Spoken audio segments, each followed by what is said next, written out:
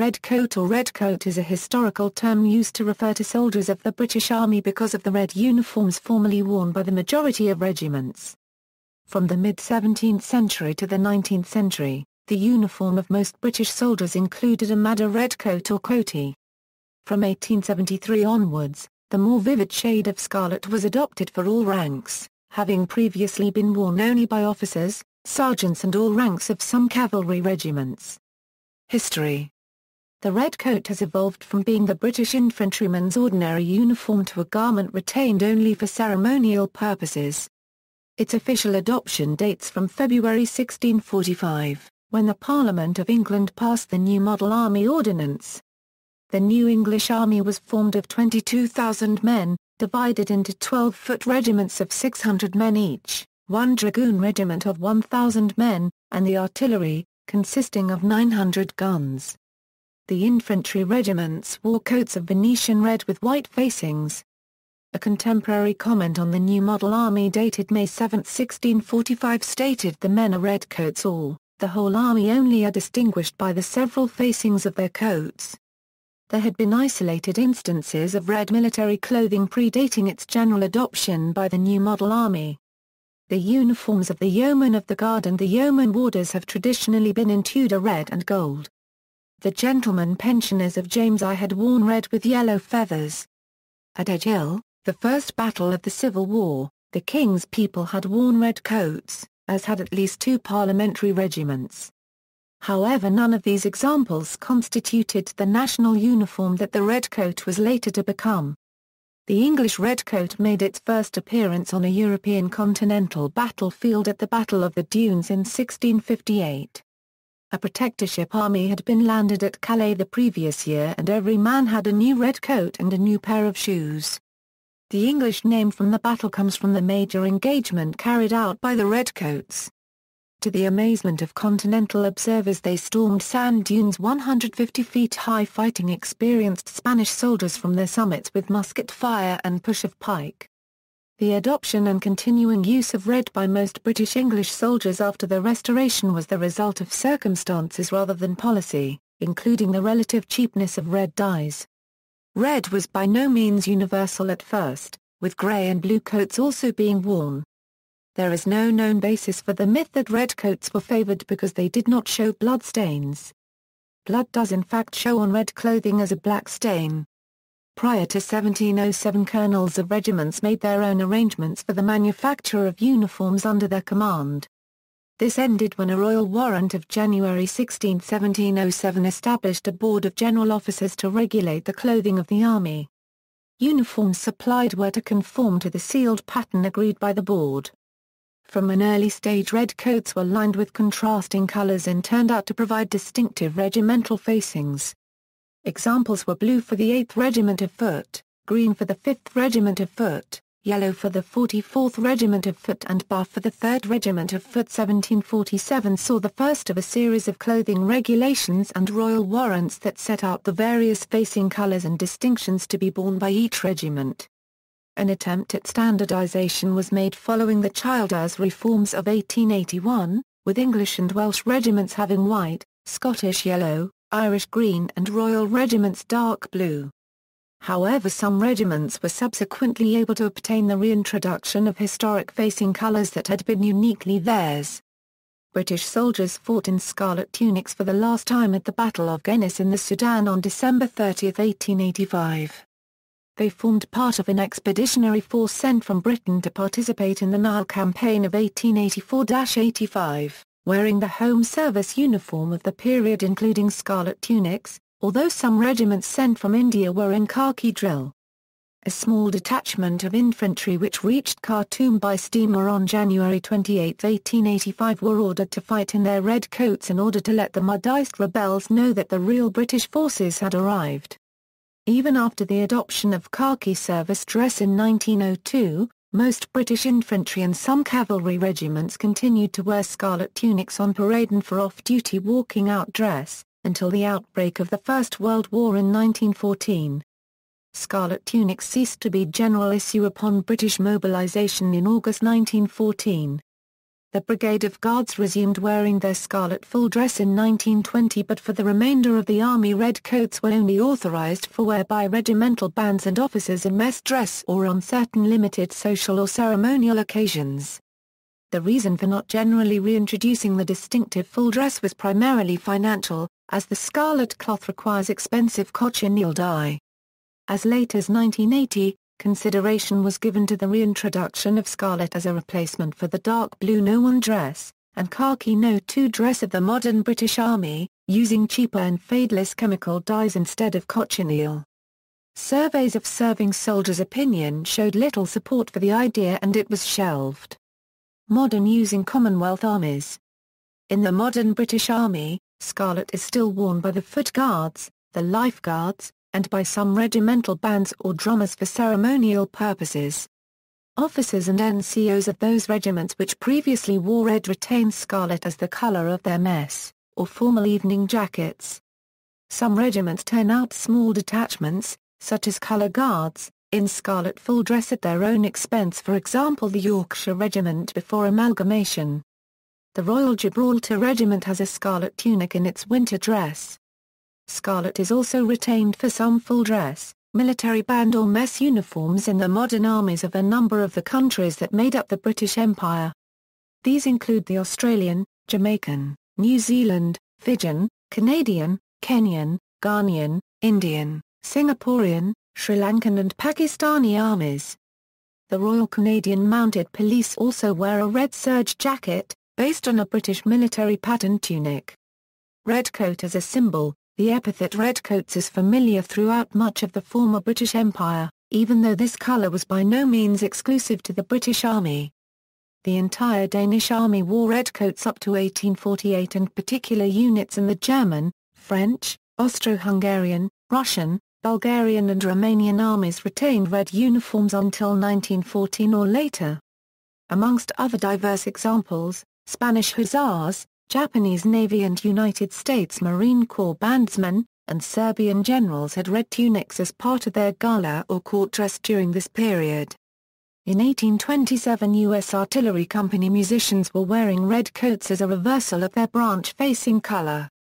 However, the extensive use of this color by British, Indian and other imperial soldiers over a period of nearly 300 years made red uniform a veritable icon of the British Empire. The significance of military red as a national symbol was endorsed by King William IV when light dragoons and lancers had scarlet jackets substituted for their previous dark blue. Hussars adopted red pelisses and even the Royal Navy were obliged to adopt red facings instead of white. Most of these changes were reversed under Queen Victoria. A red coat and black tricorn remains part of the ceremonial and out-of-hospital dress for pensioners at the Royal Hospital Chelsea. American Revolution. In the United States, redcoat is associated in cultural memory with the British soldiers who fought against the colonists during the American Revolutionary War. The Library of Congress possesses several examples of the uniforms the British Army used during this time. Most soldiers that fought the colonists wore the redcoat, though the Hessian mercenaries and some locally recruited loyalist units had blue or green clothing. Accounts of the time usually refer to British soldiers as regulars, or the King's Men. However, there is evidence of the term redcoats being used informally, as a colloquial expression. During the Siege of Boston, on January 4, 1776, General George Washington uses the term redcoats in a letter to Joseph Reed.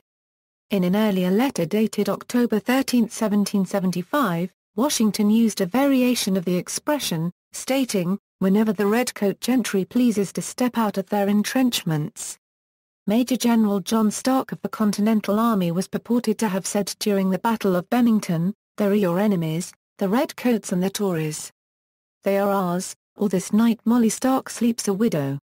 Other pejorative nicknames for British soldiers included bloody backs, and lobsters. The earliest reference to the association with the lobster appears in 1740, just before the French and Indian War. Rationale for red. From the modern perspective, the retention of a highly conspicuous color such as red for active service appears inexplicable and foolhardy, regardless of how striking it may have looked on the parade ground. However, in the days of the musket and black powder, battlefield visibility was quickly obscured by clouds of smoke. Bright colors provided a means of distinguishing friend from foe without significantly adding risk. Furthermore, the vegetable dyes used until the 19th century would fade over time to a pink or ruddy brown, so on a long campaign in a hot climate the color was less conspicuous than the modern scarlet shade would be. As battles of the time were also commonly fought in large, conspicuous lines and columns on the battlefield with volley fire, the individual soldier was not a target by himself, making the obviousness of his presence immaterial. As noted above, no historical basis can be found for the suggestion that the color red was favored because of the supposedly demoralizing effect of bloodstains on a uniform of a lighter color. In his book British Military Uniforms, the military historian W. Y. Carman traces in considerable detail the slow evolution of red as the English soldier's color, from the Tudors to the Stuarts. The reasons that emerge are a mixture of financial, cultural, and simple chance. Before the Tudors, red as uniforms, or rather, cloth livres, was used and provided for the household personnel included guard troops by most European royal houses and Italian or church principalities, as a matter of official rich distinction and gala of Palatine royal office in traditions dating back to the Roman Empire itself, and continued all through the Middle Ages by the hierarchy of colors distinguishing the Roman Church. During the English Civil War, red dyes were imported in large quantities for use by units and individuals of both sides, though this was the beginning of the trend for long overcoats. The ready availability of red pigment made it popular for military clothing, and the dyeing process required for red involved only one stage. Other colors involved the mixing of dyes in two stages and accordingly involved greater expense. Blue, for example, could be obtained with woad, but more popularly it became the much more expensive indigo. In financial terms, the only cheaper alternative was the grey-white of undyed wool, an option favoured by the French, Austrian, Spanish and other continental armies. The formation of the First English Standing Army saw red clothing as the standard dress. As Carman comments, the redcoat was now firmly established as the sign of an Englishman. On traditional battlefields with large engagements, visibility was not considered a military disadvantage until the general adoption of rifles in the 1850s, followed by smokeless powder after 1880. The value of drab clothing was quickly recognized by the British Army, who introduced khaki drill for Indian and colonial warfare from the mid-19th century on. As part of a series of reforms following the Second Boer War, a darker khaki serge was adopted in 1902 for service dress in Britain itself. From then on, the redcoat continued as a dress item only, retained for reasons both of national sentiment and its value in recruiting. The British military authorities were more practical in their considerations than their French counterparts, who incurred heavy casualties by retaining highly visible blue coats and red trousers for active service until several months into World War I. Material used, whether scarlet or red, the uniform coat has historically been made of wool with a lining of a loosely woven wool known as bay to give shape to the garment. The modern scarlet wool is supplied by Abimlech Hainsworth, and is much lighter than the traditional material, which was intended for hardware on active service. The cloth for private soldiers used up until the late 18th century was plain weave broadcloth weighing 16 ounces per square yard, made from coarser blends of English wool. The weights often quoted in contemporary documents are given per running yard, though. So for a cloth of 54 inches width, the yard weighed 24 ounces. This sometimes leads to the erroneous statement that the cloth weighed 24 ounces per square yard. Broadcloth is so called not because it is finished wide, 54 inches not being particularly so, but because it was woven nearly half as wide again and shrunk down to finish 54. This shrinking, or milling, process made the cloth very dense, bringing all the threads very tightly together, and gave a felted blind finish to the cloth. These factors meant that it was harder wearing, more weatherproof, and could take a raw edge. The hems of the garment could be simply cut and left without hemming, as the threads were so heavily shrunk together as to prevent fraying. Officers' coats were made from superfine broadcloth, manufactured from much finer imported Spanish wool, spun finer and with more warps and wefts per inch. The result was a slightly lighter cloth than that used for privates, still essentially a broadcloth and maintaining the characteristics of that cloth, but slightly lighter and with a much finer quality finish. Colors. The dye used for privates' coats of the infantry, guard and line, was madder. A vegetable dye, it was recognized as economical, simple and reliable and remained the first choice for lower-quality reds from the ancient world until chemical dyes became cheaper in the latter 19th century. Infantry NCOs, some cavalry regiments and many volunteer corps used various mock scarlets. A brighter red but derived from cheaper materials than the cochineal used for officers' coats. Various dye goods were used for these middle-quality reds, but lac, pigment extracted from the vegetable resin shellac, was the most common basis. Officers' superfine broadcloth was dyed true scarlet with cochineal, a dye derived from insects. Much more expensive, but a color world-famous and the speciality of 18th-century English dyers. Other military usage. Members of the United States Marine Band wear red uniforms for performances at the White House and elsewhere. This is a rare survival of the common 18th-century practice of having military bandsmen wear coats in reverse colors to the rest of a given unit. Detachments from some units of the Canadian Forces wear ceremonial scarlet uniforms for special occasions or parades. In addition, the scarlet uniform is the ceremonial dress for cadets at the Royal Military College of Canada. The Brazilian Marine Corps also wear the redcoat as a part of their ceremonial uniform. The combined Danish-Norwegian army wore red uniforms from the 17th century until the occupation of Norway by the Swedes in 1814. Most Danish army infantry, cavalry and artillery regiments continued to wear red coats until they were replaced by dark blue service tunics in 1848. The modern Royal King's People of Denmark continues to wear the historic red on special ceremonial occasions. The Irish Brigade of the French Army wore red coats supposedly to show their origins and continued loyalty to the cause of Jacobitism. Red coats were also worn by the Swiss mercenary regiments in the French army from the mid-17th to early 19th centuries.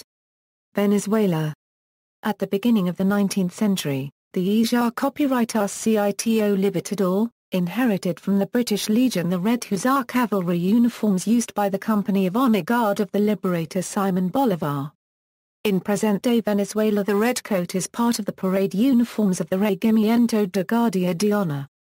The Company ± de Honor 24 de Junio, and the new National Militia Bolivariana. Gallery, 17th century, 18th century, 19th century, 20th–21st century, sources, Barnes, Major R.M. History of the Regiments and Uniforms of the British Army. Seeley Service and Company, Barthorpe, Michael. British Infantry Uniforms since 1660. Blandford Press. ISBN A978-1-85079-009-9. Carman, W.I. British Military Uniforms. Hamlin Publishing Group. See also, Thin Red Line. References